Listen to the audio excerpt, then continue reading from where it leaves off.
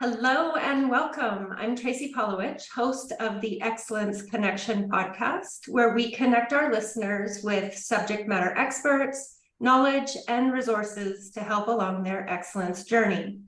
Today, my guest is Pat Vincent. Pat is a former full-time town manager and chief administrative officer, and most recently has held interim CAO positions at various municipalities in Alberta. He is a legend here in Alberta, and I want to discuss some of Pat's success with excellence in municipal government administration. Welcome to the show, Pat. Thank you very much, Tracey. What a pleasure to be joining you today. Oh, the pleasure's all mine. I'm so excited to have you. So before we begin, I've introduced you, but can you give a little more of your background to the audience, please? What a pleasure, Tracey, to do so. I have celebrated now on April 3rd of this year, 50 years in local government in various positions. My dream job was to return to my hometown of Lac-La-Biche and be the recreation director. And when I achieved that at the tender age of 25, I thought, what now? And reassessed my life goals and decided the direction I wanted to go was to become a chief administrative officer. So that particular course has brought me to this day. And after a lengthy career, retired January 1st of 2015 and became what I had disdained previously, a consultant, and have worked as an interim CEO in the province of Alberta for the past 8 years. That's quite the career, and spanning that many years in municipal government is remarkable. Over your career, you've spent time testing municipal theories in practicality. Can you share a little bit about this and the need to adapt to local situations in some cases? Certainly, I'd love to do that. I think there are three main principles or theories that fit in here well, and that is first, openness and transparency. And though many people advocate for that, I've seen too many councils not continue to adhere to those particular principles.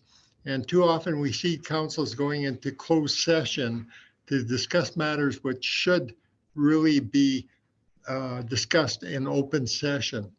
I've always said there's no tough questions. People may not like the answers that they hear, but it should be in an open, transparent manner. You know, with social media, greater focus these days, I think there's a greater need in terms of making sure that councils are open and transparent. Second one is democratic accountability. Yeah, you know, when I first started out, and this would be back in the 70s and 80s, the Municipal Government Act in Alberta required each municipality to hold an annual general meeting, and that was usually held in March, and it would be chaired by a member of the public, and council would answer the questions of the public. That has since disappeared from the MGA and has been replaced by open houses, public hearings. And I can remember one time public hearings were referred to as the last great blood sport. And certainly I was in a few of those. And implementing desired outcomes effectively and efficiently. And I think that speaks to the need for a solid strategic plan so council knows where they're going, and when they end up at the destination that desired outcomes have forecast. It provides strong guidance to the municipal, the administration, and drives the budget process. So certainly implementing desired outcomes effectively and efficiently is a key. And many municipalities, unfortunately and surprisingly, don't have strategic plans.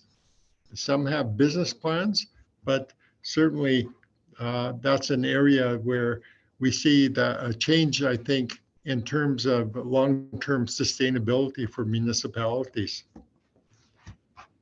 Wow, those really make a lot of sense, and don't sound too onerous or unreasonable. And really, it sounds to me like it's about the council and administration really working with their community together.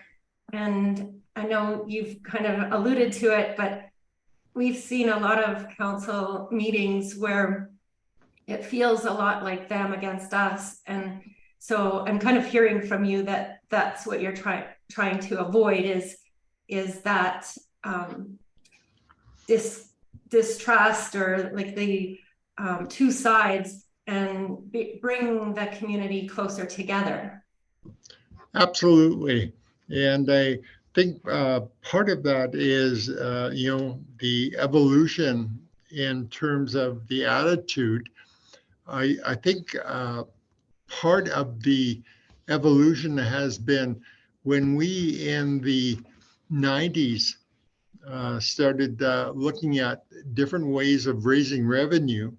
There became a greater reliance on user pay. And when we moved to user pay, we made citizens customers and purchasers of service. And that, disengaged them from what we always knew in democracy as the citizen commitment and charter with their local government. And by moving in that particular direction, there's now a greater emphasis by residents that I'm paying for this particular service, so you treat me like a customer, and I don't have a responsibility as a citizen any longer because I'm a purchaser of that particular service. So that continues to be a challenge, and one that I think councils can successfully face by simply with greater engagement of the public and in a meaningful way, just not simply sending out a survey and asking for people's opinion, but having open houses in rural communities, having meetings within various divisions on all of the subjects, and being open to that particular comment and feedback, and helping people understand what the processes are. The complexity of government over the past 20 years has become incredibly challenging. The rules, the regulations that have been put in place, and taking time to help people understand that it's not a simple process any longer, that all the time commitment that's required to meet all of these new stipulations is really a demanding and daunting task. It is, and I appreciate your insights around the difference between a taxpayer view versus a customer view. We hear a lot about from citizens that they'd like to see government, could be any level of government, operating more like business. And that does involve like that customer relationship. So it's interesting, and I'm sure we'll get into it a little bit more. You are known for your legendary leadership rules and principles. You have 3 rules, 3 leadership statements, 3 levels of respect. You've talked about the 3, I think, rules that you advise municipal government to follow. Could you share your leadership statements and your 3 levels of respect principles with the audience as well?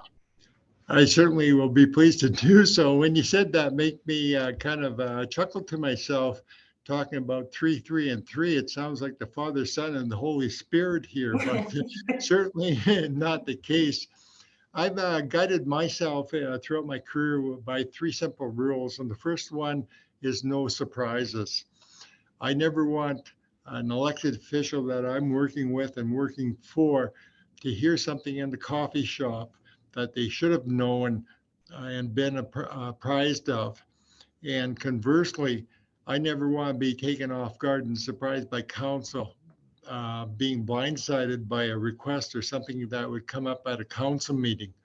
So it certainly has worked well both ways, making sure that council members are, there's good communication, that they're in the know of everything that's going on, that they should be knowing, and at the same time, their courtesy to give me the heads up by phone call or email that there's something on their mind, there will be a question or matter they'll be bringing up on the council agenda, so I can be well prepared to answer them. Second rule, if you make a mistake, admit it, correct it, and learn from it. I've seen too many careers that have been ruined by people trying to cover up, not take ownership. You simply have to own up. We're all human and we do make errors. And the best recovery is admitting it, correcting it, and learning from it. And the third rule is I have your back. And that means for council and for the staff I work with. And I had a recent incident here that demonstrated it, is that there was a comment with regards to the operation of one of our departments, and the verbiage used was very demeaning, and got the hair in my back, my neck up, and I couldn't wait to have a chance to speak and rebut that and to correct the individual. And afterwards, the chair of the meeting came to myself and said that was the first time in their experience that they had ever heard CAO push back or call attention to that particular matter. And so it's the same for council. If there's criticism of the work that they're doing, try to share the insights and preserve the respect, I think, that the institution, the office, and the individuals serve in a very demanding job. As far as the leadership statement, this was developed a long time ago, and but I think the provisions still follow, are appropriate in this day and age. And that the first leadership statement is to provide the tools to the valued staff to ensure that they're successful in their jobs on a day-to-day basis. And tools is an all-encompassing word. People think of a hammer or a screwdriver, but it's the software, it's the training and development, all those aspects that you need to support your staff to make sure they grow and they thrive and they can be successful. The second element is breaking down silos, creating a team atmosphere. This day and age, people don't realize how interconnected, and we just know it from sitting at executive committee meetings, how a decision in finance will affect every department, or how a decision in infrastructure and public works will have an impact on human resources or on planning and development. So it's the greatest need now than ever to ensure we aren't operating in silos and that we are truly working in a team atmosphere. And the third one is to inspire the imagination, to give people the vision of where we're going, because I'm going to provide them the tools and the means to get there, and also for them to be free to bring forward suggestions how to do things differently. No one knows it all, and no one has all of the experience, and there are many people with great imaginations and great desire and passion that want to improve things and creating the environment for them to do so. So try to encompass that with the simple statement to inspire your imagination to make our organization the best it can be. I've always said, I don't want to raise the bar. I want to be the one setting the bar that everybody else wants to raise them to. With respect, they're really, and this is so important from my perspective, from my years of experience, is first of all, respect yourself. You got to ensure that you have the integrity and that you carry it with you every single day, doing the right thing when nobody's watching, and not only doing things right, but doing the right things. Second one is respect others. It's the respect that you have for, the institution of local government, for the offices, be it the mayor, the reeve, the councillors, and respect for the individuals. You don't necessarily have to like them. There's lots of people that personalities clash, but it's the respect for the person themselves who have put their name forward, have been elected to serve in a very difficult position. Used to be you could please 50% of the people 50% of the time, but nowadays it doesn't seem like you can please anyone any of the time. And we've moved from NIMBY, nothing in my backyard, to bananas, build absolutely nothing near anyone anywhere. So it just makes the challenge that much greater. And third one is respect your space. You're there as a part of a continuum, your leadership, your legacy. And so if you respect that space you're filling for the time that you're there, I think the end results will be that you'll be well remembered. Well, and you have been well remembered wherever you've gone, I know. And so I think those are really awesome words of wisdom through those 3 rules, principles, and the levels of respect. And obviously have contributed to your success over your career. Thank you. Pat, what gaps do you see that are holding municipalities back from achieving high performance? I think there's 5, and from what I've seen, first one is municipalities failing to embrace change. And it's moving from the mindset of technical to adaptive thinking. We, many municipalities, due to size, don't have the resources. Staff don't have the time. We lack staff. We're overworked.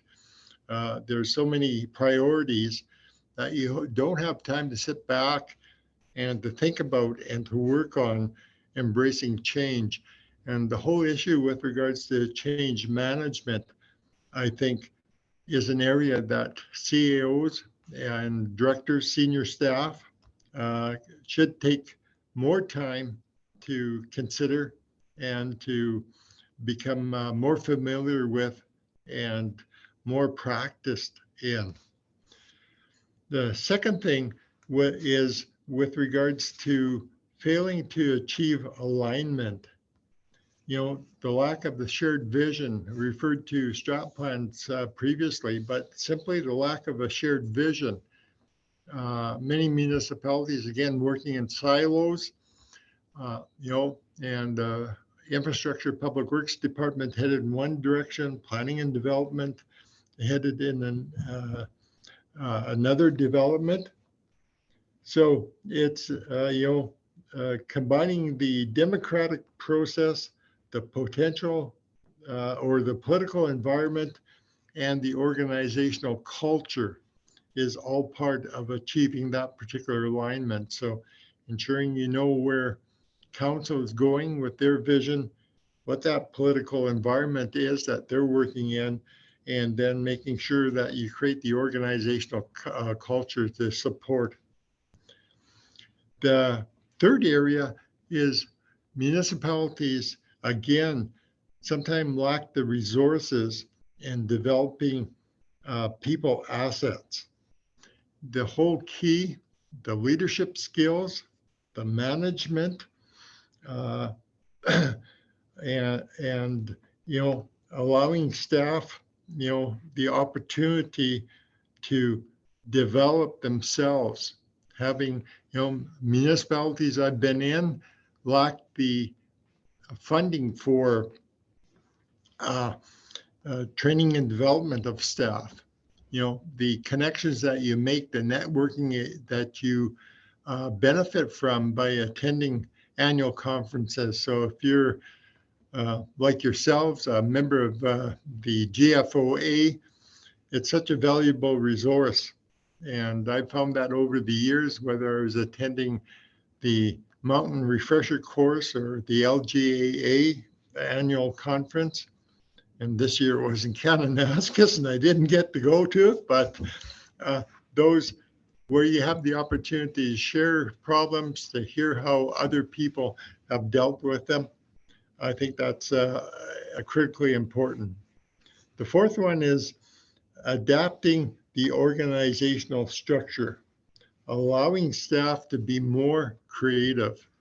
And again, it takes time, resources, knowledge, and commitment. And fifthly is supporting experimentation and revival. Creating a learning environment, instilling the passion, especially rewarding failures.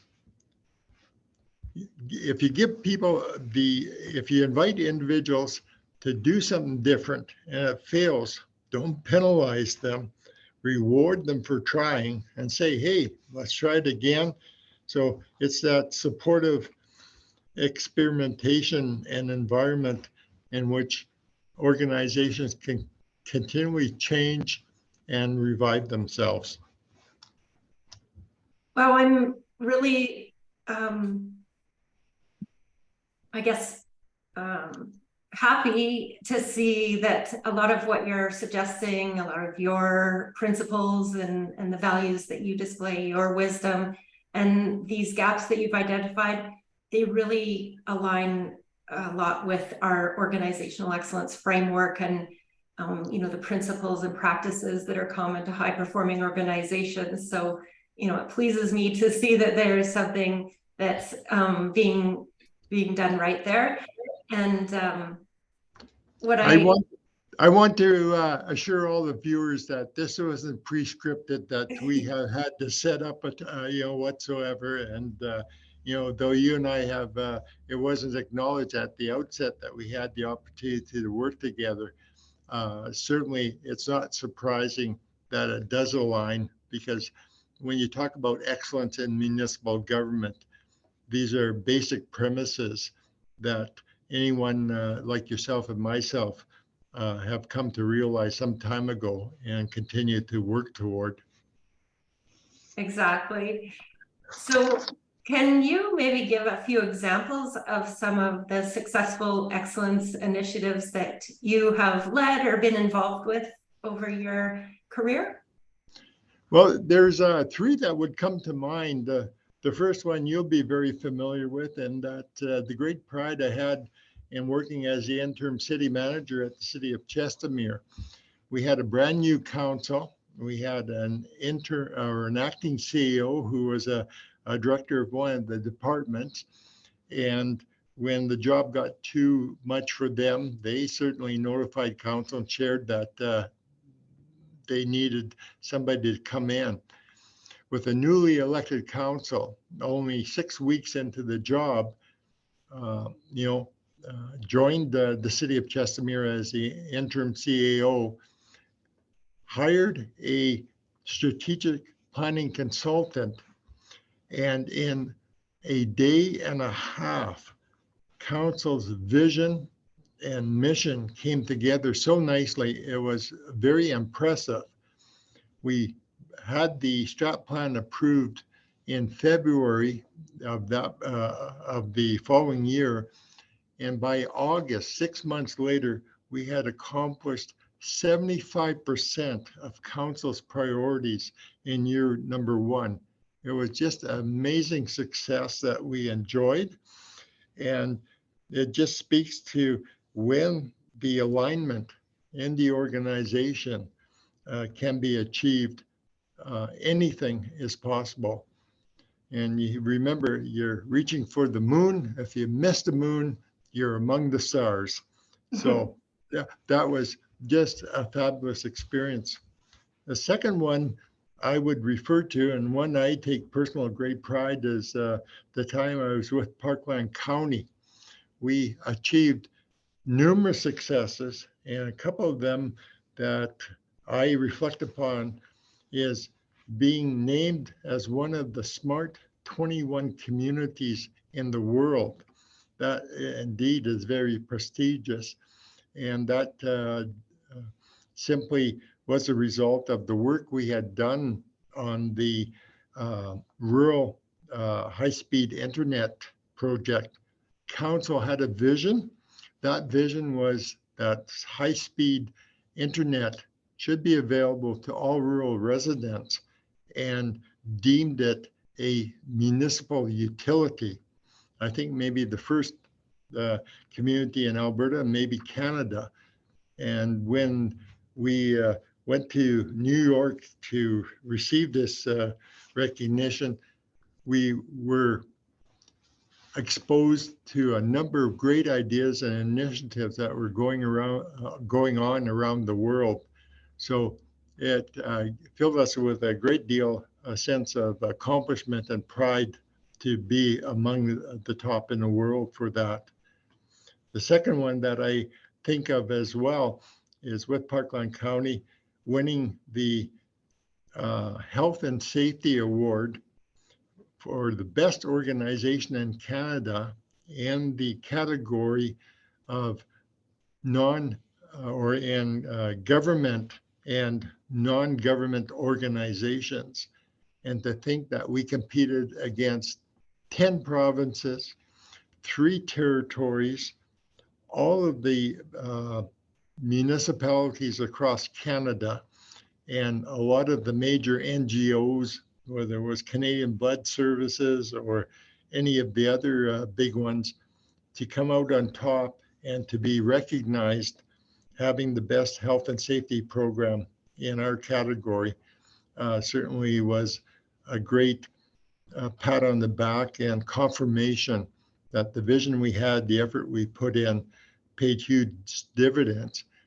The monetary side of that was the reduction in the amount of fees we're paying, or the refund we're getting from the Workmen's Compensation Board. Council reinvested 50% of that back to the staff. And as a result, we had these one-day staff celebrations, and we brought in special guests. We have a barbecue to honor the staff, and we brought in special guest speakers. And one of those guest speakers was Canadian astronaut Dr. Roberta Bodner. And she was such a delight to meet, and so inspirational. But that's the kind of success, it's like a snowball rolling down a hill. You just keep gathering momentum when you're going in the right direction. And it was so enjoyable to think about back about those.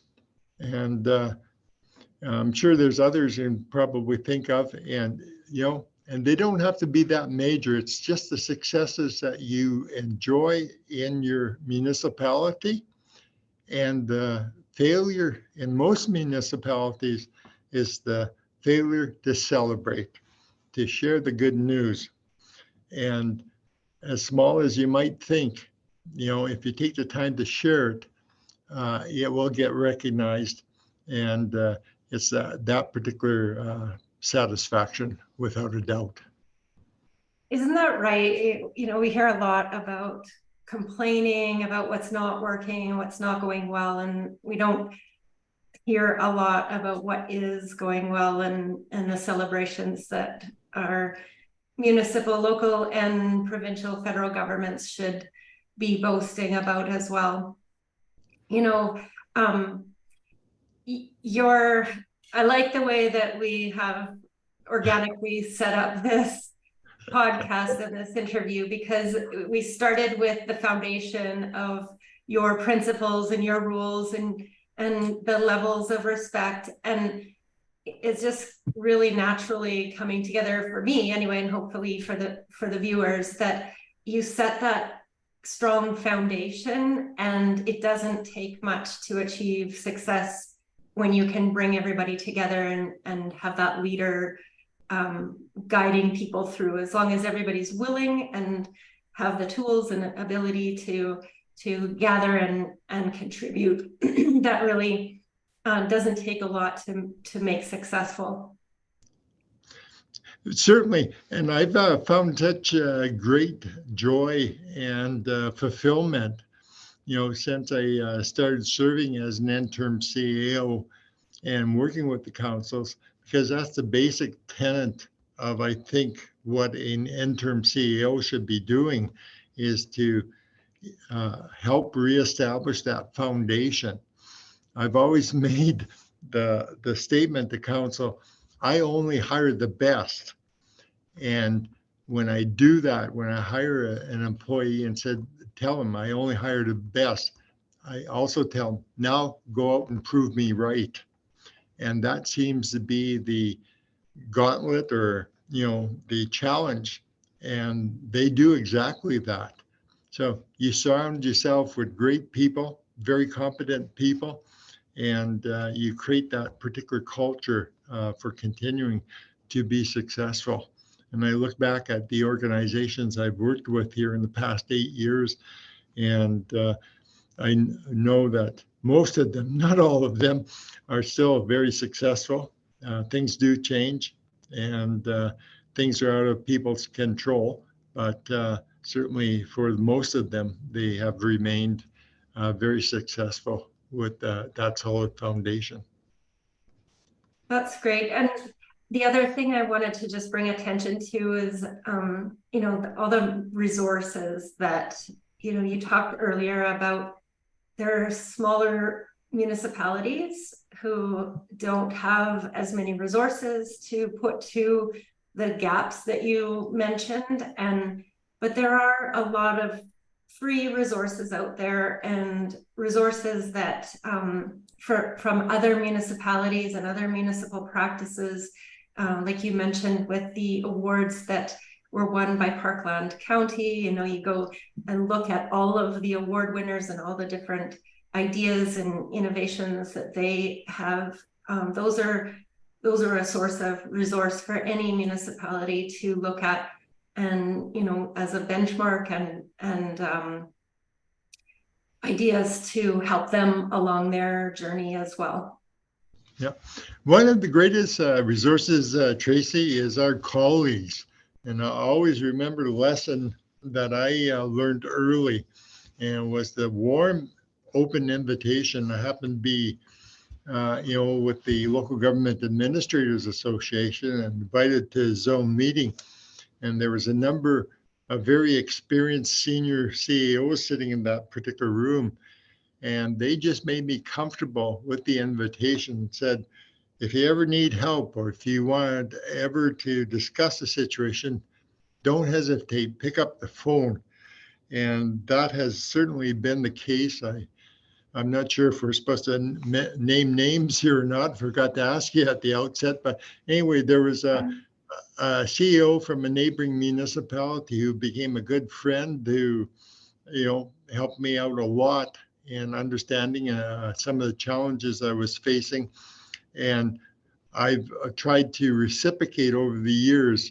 When you walk into your first conference and you're in awe, these people have been there for 30, 25, and 30 years. They got white hair.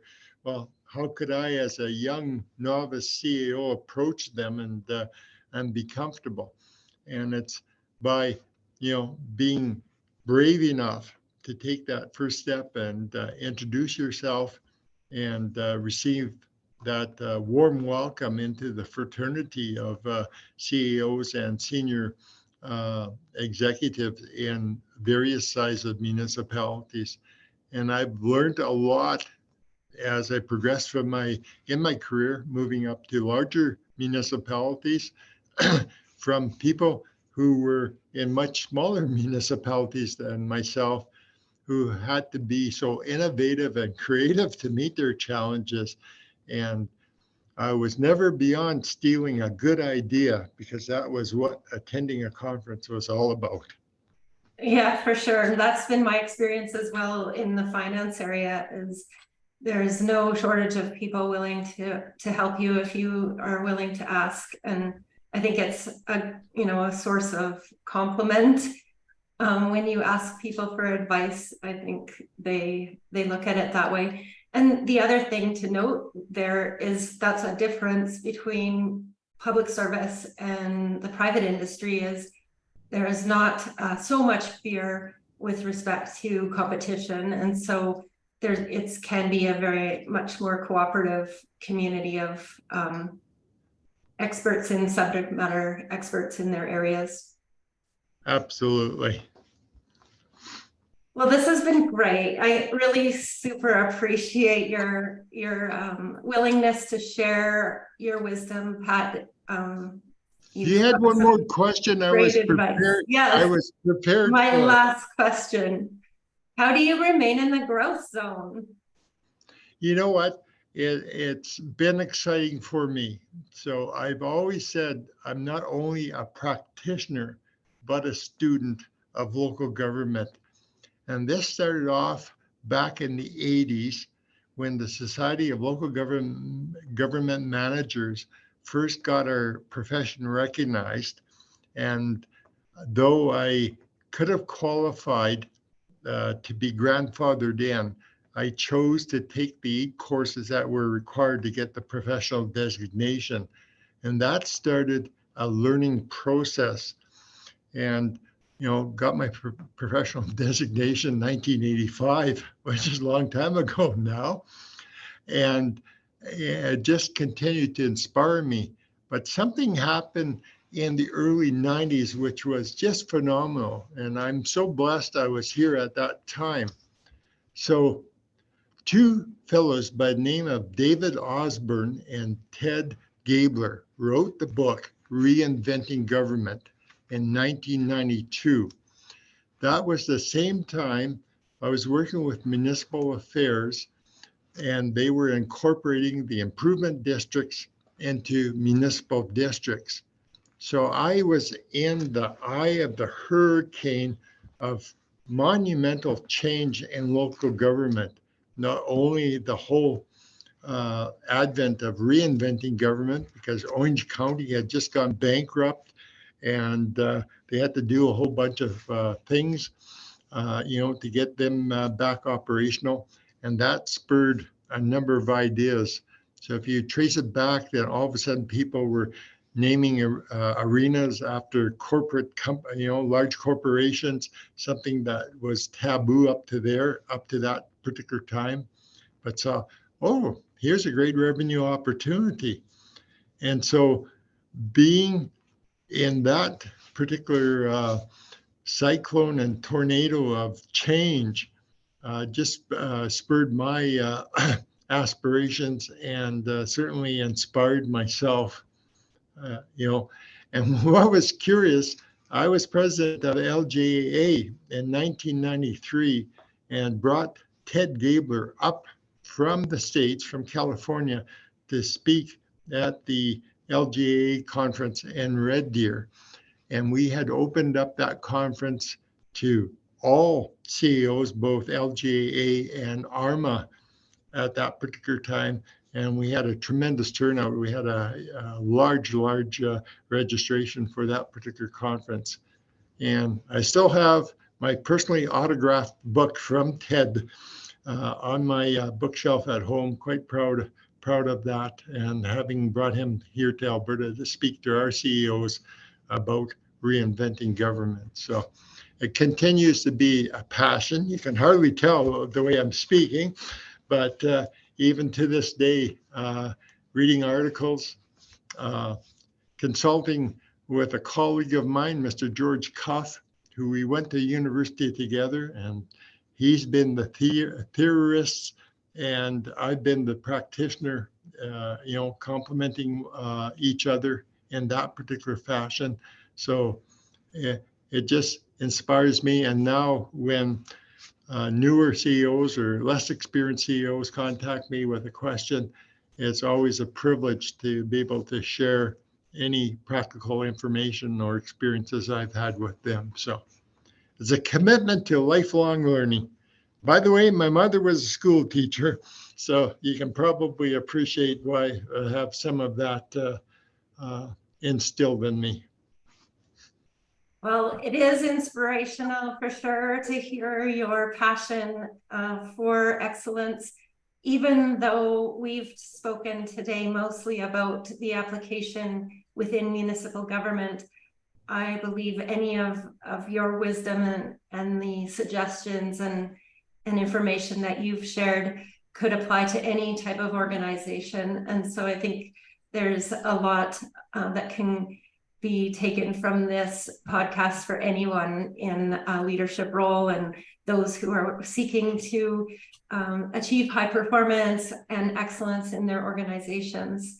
So again, thank you so much, Pat, for your time and sharing. And I wish you well with the rest of your interim career. Thank you so much, Tracey, for inviting me. It's been such a pleasure.